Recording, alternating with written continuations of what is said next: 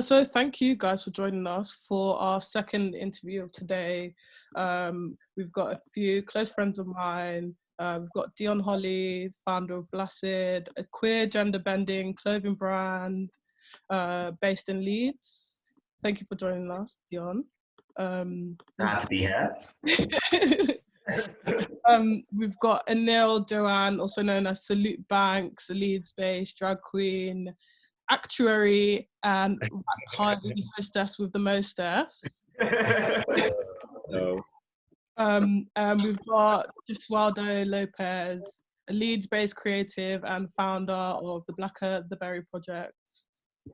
So thank you all for joining us. Thank you.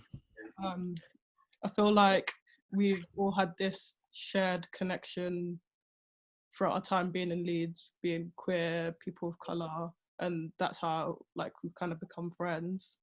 So I'll just kick off a few of the questions because I feel like just want to reach a discussion about what it means to be a queer person of colour in Leeds and how we navigate spaces.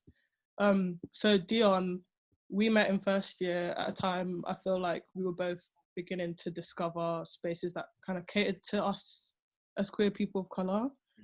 So how have you found it navigating LGBT spaces, mainstream or alternative, as a person of colour in Leeds specifically? Like mainstream spaces, I found it quite difficult because I feel like you're always trying to fit in. You're always trying to change yourself so that you fit the mold of what those spaces are.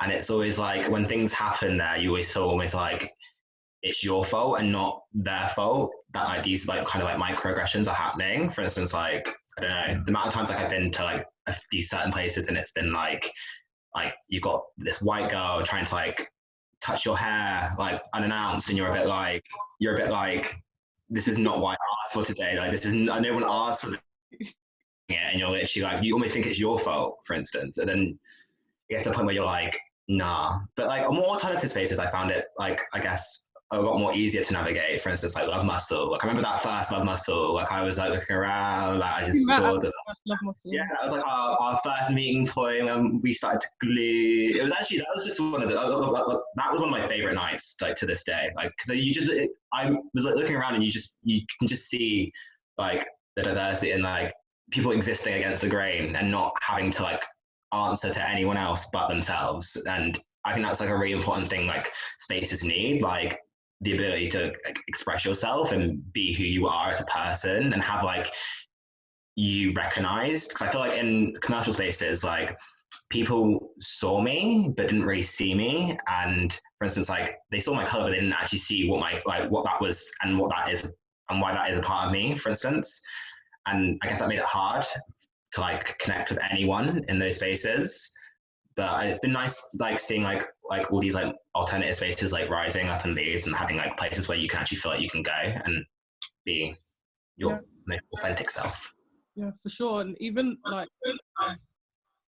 not necessarily club nights, we used to go to late night tea together, and that was those were really wholesome, really, really wholesome, especially for me as well, because I grew up in quite a white area. I was surrounded by a lot of white people, and it was for me those kind of wholesome nights where I got to connect with people culturally. It was just really nice because it was you don't get that in a lot of places, especially in sober places in these where you're going to societies and stuff like that, and it's you never really get to connect with people on that kind of basis. And it was nice being around people that it was just so easy, you know what I mean? And you could have those queer nights without having to feel judged or feeling different or feeling like an outsider. Yeah. So yeah, no, I need to bring some more of those back. Maybe that's something that we can do, because I feel we were looking at me, you, and Neil. We're looking at applying to Cutie Pox Society next year. So maybe we can bring that back. That could be a wholesome thing. Oh yeah, no, definitely. I've been in liaison with Axel about the whole that cutie pop thing and like getting that like up and running again and stuff like that. So I'm like, that's definitely something on my agenda and hopefully on your guys' agenda as well for next year. Like trying to get all that community back in Leeds. Yeah, especially after COVID, that would be nice. Yeah, it's been so hard, especially with that hit. Like it's not been you've not been able to like do all those things in the same way it used to be. Yeah, bring some wholesome, nice stuff back into the mix. Some PhD vibes. So yeah, Anil, let's move on to you. Salute Banks. You're a drag queen. You've been in Leeds for how long have you been a drag queen for again? Because I feel like I first met you like just last year. But so I've been in Leeds for 4 years, and I've been doing drag for 2 now, I think. And yeah, so I met you like a year after, I think.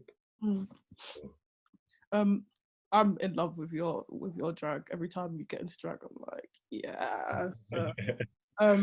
But how do you think we could facilitate a space for queens of color to thrive and exist within, you know, the mostly white dominated drag scene in Leeds? Because you've kind of been involved in that.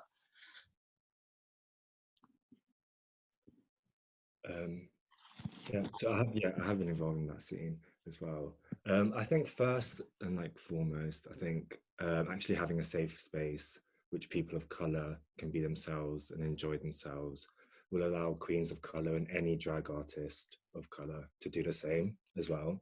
And by safe space, I mean actually having a space which isn't for once dominated and run by white people. I think that's or like English white, like just English British people. I think that's like the most important thing. Also a place where people of colour aren't made to feel uncomfortable or less than or even singled out or discriminated against. And I think this is what's kind of lacking in Leeds at the minute. I mean, even me, I compare my drag to that of any white queen all the time. And from my experience, most of them have had like different upbringings to us or like to other ethnic people. And so it's almost certainly always harder for most of us. And like most of us only get to experiment with gender and our sexualities much later in our life due to like family and like culture and just like obstacles like that. And I mean, I'm not saying every drag like white queen had an easy life or like they just like I'm not saying it was easy for them, but like, you know what I mean. There's definitely that difference in when especially when it comes to people of color, like there is just a big difference between the way that we're able to express ourselves, especially within our own communities, because that can be very stigmatized. So yeah, completely. No, it's true. Like most of us, like Beauty Park, most of us are living on the intersection of being queer and being ethnic and from different backgrounds. And like our experiences are a lot different to that of like white British English people. Being a queer person of color and an ethnic person is also like it's very hard in this country, I think. And being a queen of color is even harder. And so like without sounding like very salty, like from my experience, the averagest like white queens would be like hyped the fuck up by like their white twink friends or like white venues, but like only the best of the best like queens of color or any drag artists of color get that same hype. So like you either have to be like at the top of the field or like white, basically. If you know what I mean, yeah. My mum always said to me, like when I was growing up, like you've got to always do the most to be because your skin color is gonna like first off when people see you they're gonna see your skin color, so you've got to be, you know, the best at anything that you're doing to achieve the same as, you know, an average white person. So that definitely applies here.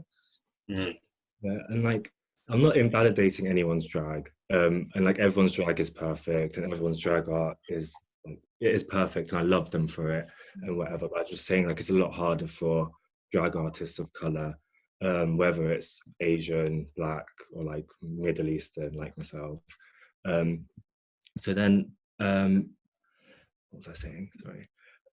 So like, yeah, so obviously you either have to be the top of the field or white. So there's people like myself that are like finding it hard to excel, thrive, learn, like just try to do the best they can in drag, because like it's not happening, like the scene's not letting you kind of get the gist. So I think we need more spaces for queens of color to excel in, thrive in, and get that same hype. And I think this is what will happen with Wrap Party, and this is what I'm hoping to achieve with you lot and like everyone involved. With just stuff like more POC themed events maybe, or like where artists can like showcase their ethnicities, cultures, identities, generally like booking more POC queens. I think that will like set a good example in Leeds especially. Yeah.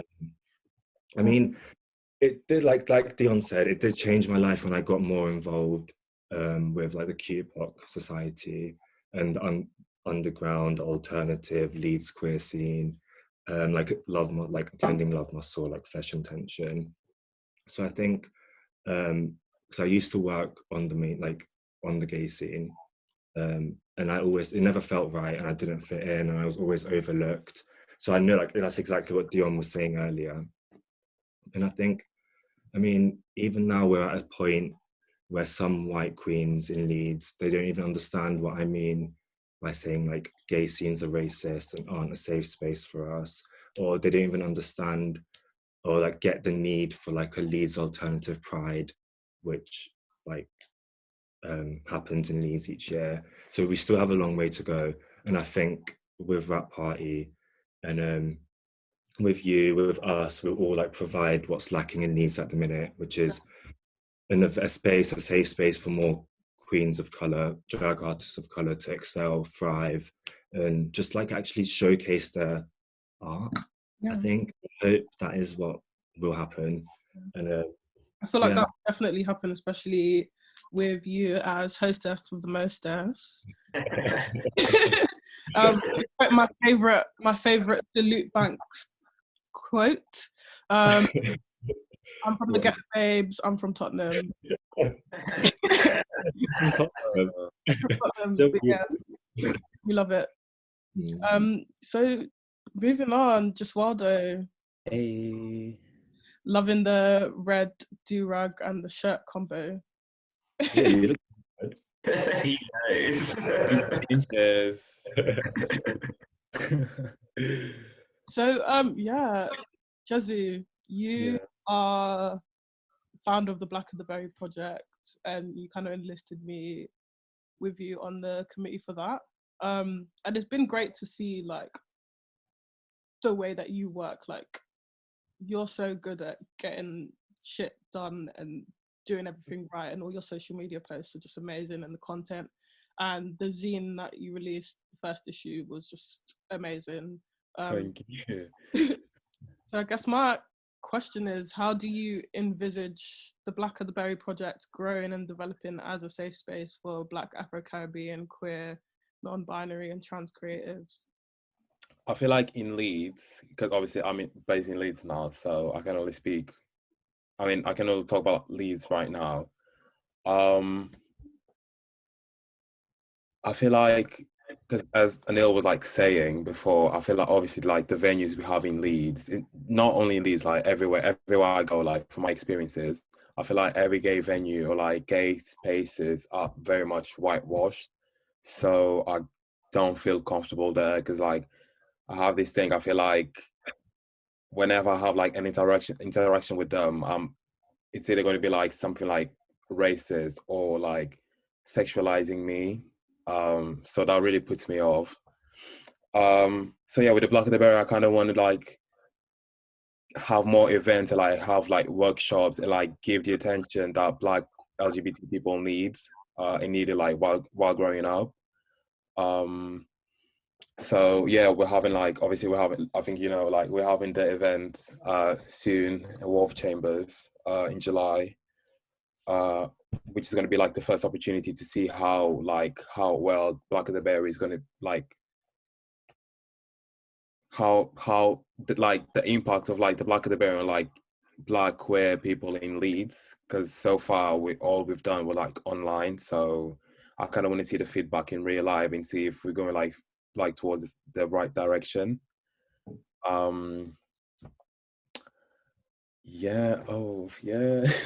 Have you got any other questions so I can develop more? I guess maybe how, like, what? Yeah, what's next for Black of the Berry? So I want to ask a question. Yeah. Oh, yeah. So, Questions.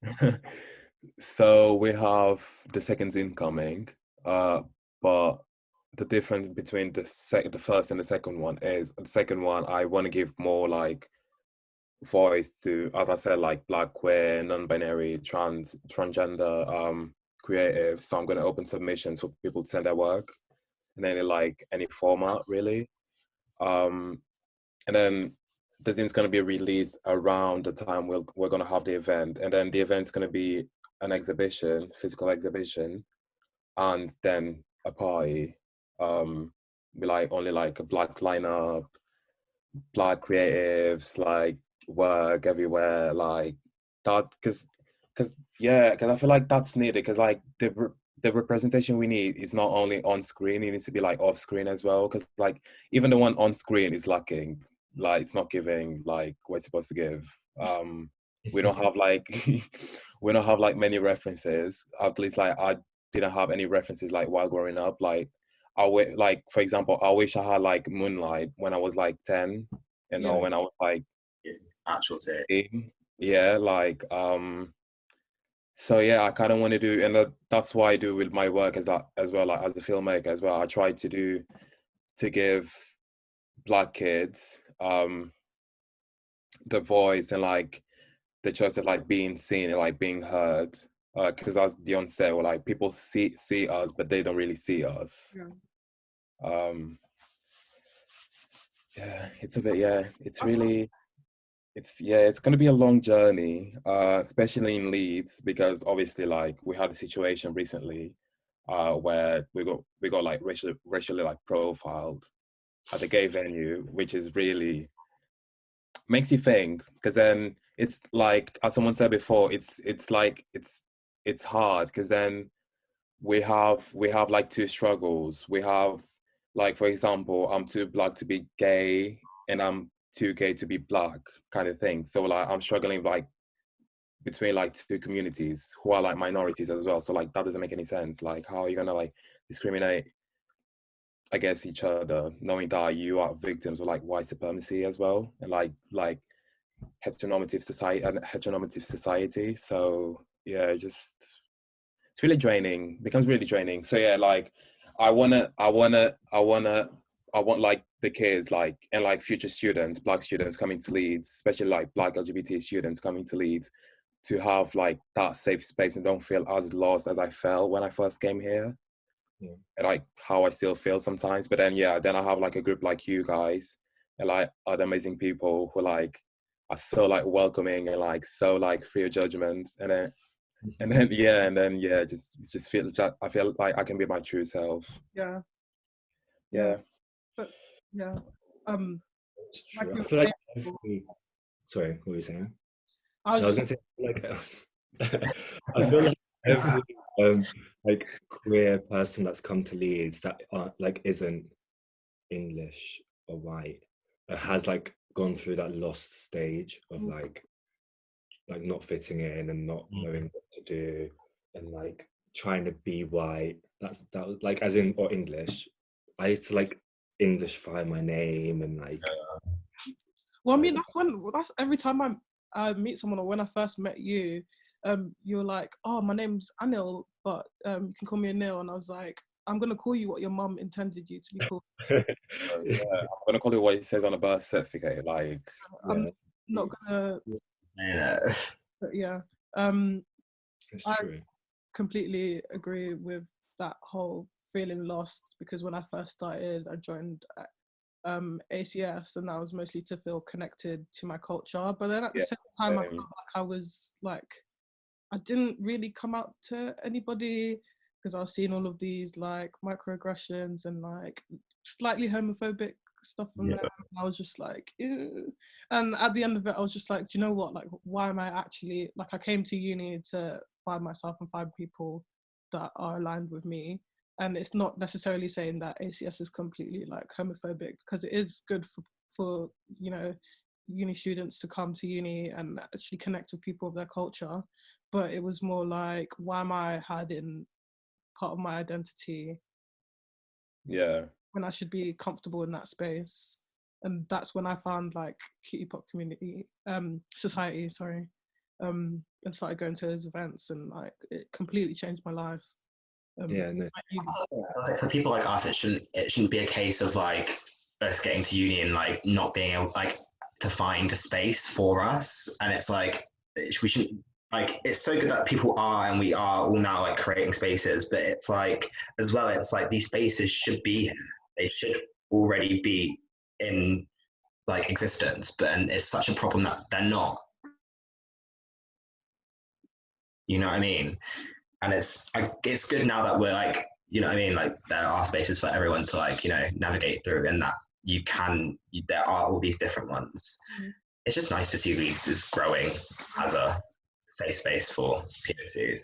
I mean, hopefully that's what Rap Party can, you know, we've obviously not had an actual physical event where we can create a safe space, but hopefully when COVID is over, that's something that we can do. It's something that I really want to do. I'm so excited it does. Yeah, Rona needs to pack her bags and go. Yeah, what time is it? Time to leave. Time to Like, leave Corona, honestly. But thank you guys for joining me today. I feel like this has been such an important chat that Yeah. we have. yeah. it's been cute. And I just want to say that I love you, Free, and I'm so proud of you, Free. So Stop I love you it. all. Same. Yeah. Same. Thank you so much for having us. Yeah, and same. Pleasure. And keep doing what you're doing, baby. All right, I'm gonna stop recording now. But Yeah. thank you guys.